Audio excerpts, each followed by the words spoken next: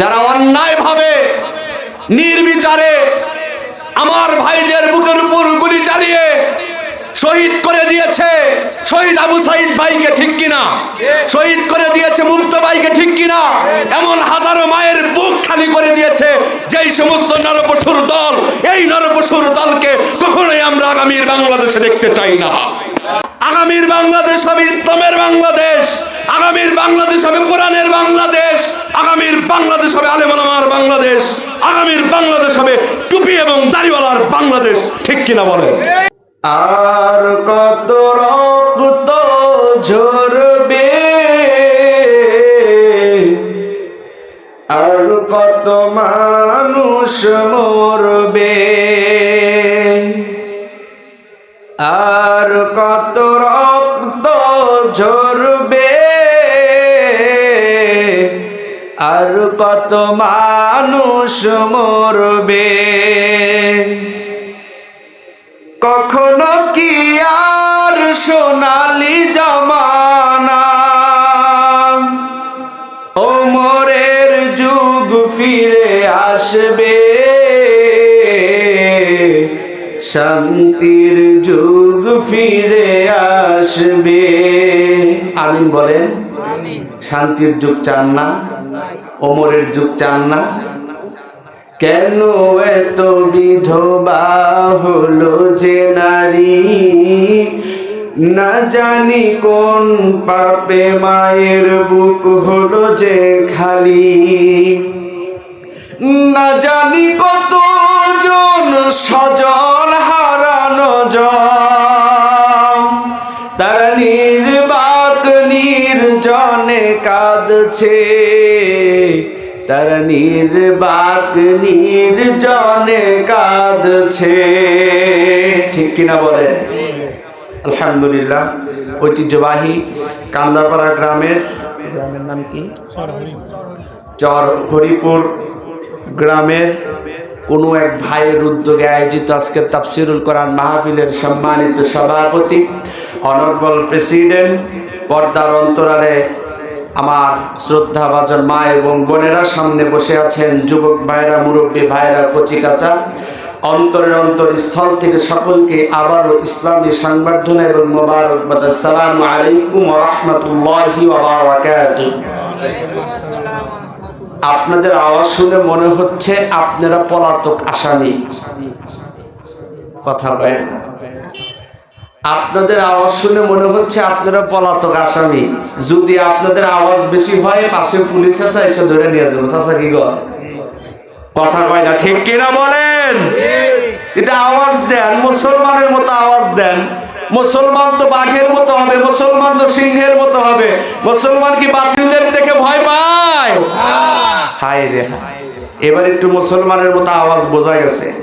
পাশে যদি বাচ্চু আনসারী সাহেব মাহফিল করতে পারে, দ্বিতীয় বক্তা আরেকজন আছেন আমার ওস্তাদ, আজকে যিনি আপনাদের মাহফিলের প্রধান বক্তা আল্লামা শাহিদ রেজা সাহেব, উনিও আমার ওস্তাদ। আলহামদুলিল্লাহ বলেন।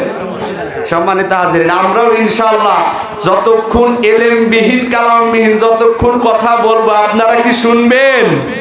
ইনশাআল্লাহ। হয় নাই তার মানে আপনারা শুনবেন না? আচ্ছা, মেহমান বাড়িতে দাওয়াত দিয়া মেজবান যদি পলায়, তাহলে এলাকার মান সম্মান থাকে?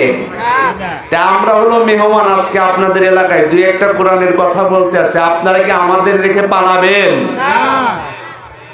পালাবেন? আলহামদুলিল্লাহ, আপনারা তো থাকবেন। আমি বেশিক্ষণ নাই ভাই, আমি হুজুরের সাথে এসেছি, অল্প কিছুক্ষণ কথা বলবো। আপনারা কি শুনবেন?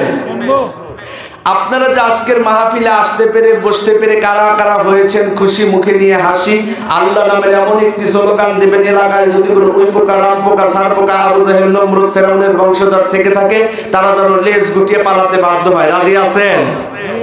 রাজি আছেন? রাজি আছেন কারা কারা? দুটি হাত তুলে দেখান তো তারা। লিল্লাহে তাকবীর, নারায়ে তাকবীর, লিল্লাহে তাকবীর, আল্লাহু আকবার। আল কোরআনের আলো ঘরে ঘরে জ্বালো, সংসদে চলো কোরআনের আলো, নারায়ে তাকবীর, আল্লাহু আকবার। বড় ভাই সাউন্ড একটু ঠিক করে, গলা টেনে দিতেছে। সাউন্ড না কাশি তুলে দিছে। মাইকের সাউন্ড দিয়ে না মাইক কানতেছে বেশি টানলি পারে কথা সম্মানিত হাজিরিন, আল্লাহ রাব্বুল আলামিন পবিত্র কোরআনুল কারীমের ভিতরে 30টি পারা নাযিল করেছেন। এই কোরআনুল কারীম আল্লাহ পাক আমাদেরকে যেখানে এসে বসাইছেন সে মহান রব্বুল আলামিনের দরবারে সকলে একবার শুকরিয়া আদায় করি, বলি আলহামদুলিল্লাহ। অসংখ্য দরুদ ও সালাম মানবতার মুক্তির দুদা খায় নামদার মুস্তাফা সরদারে মদিনা বিশ্বের দুলাল হুজুরে পুর নূর যে নবী ঘুমিয়ে আছেন মদিনার প্রান্তরে, সকলে একবার হুজুরে পুর নূর সাল্লাল্লাহু আলাইহি ওয়াসাল্লামের রওজা মুবারকে অন্তরের অন্তরস্থল থেকে হৃদয়ের যতটুকু ভালোবাসা প্রেম নির্গত করে সকলেই পড়ছি সাল্লাল্লাহু আলাইহি ওয়াসাল্লাম। সম্মানিত হাজিরিন, বড় ভাই এখানে বসেন। সম্মানিত ভাইরা আমার, আল্লাহ পাক রব্বুল আলামিন যে কোরআনুল কারীম নাজিল করেছেন এই কোরআনটা কি আপনারা চেনেন? এটা আওয়াজ দিবেন ভাই, চেনেন? আচ্ছা, তাহলে কোরআনুল কারীমের ভিতরে তো ভুল আছে, হ্যাঁ? কিয়ামত পর্যন্ত যদি ভুল খোঁজা হয় ভুল পাওয়া যাবে? আপনাদের আওয়াজে মনে হচ্ছে ভুল পাওয়া যাবে। ভুল আসলে কি আছে? আল্লাহ বলতেছেন কি শুনবেন? আল্লাহ বলতেছেন জালিকাল কিতাবু লা রাইবা ফি হুদাল লিল মুত্তাকিন। বাড়িতে যাই আল্লাহু আকবার বলে আল্লাহু আকবার বলেন। আল্লাহ বলেন জালিকাল কিতাব, এই সেই কিতাব যেই কিতাবের ভিতরে কোনো সন্দেহ নাই, যেই কিতাবের ভিতরে কোনো ভুল নাই।